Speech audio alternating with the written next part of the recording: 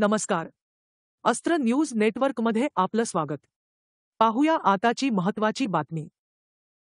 मुख्यमंत्री एकनाथ शिंदे यांच्या हस्ते आज दापोली मंडणगड या आमदार योगेश कदम यांच्या मतदारसंघात अनेक विकासकामांचे भूमिपूजन झाले. दापोलीतील उपजिल्हा रुग्णालयाची श्रेणीवाढ, ग्रामदेवता काळकाई मंदिराचा जीर्णोद्धार, दोन्ही तालुक्यातील काही रस्त्यांची भूमिपूजने यांचा यामध्ये समावेश होता.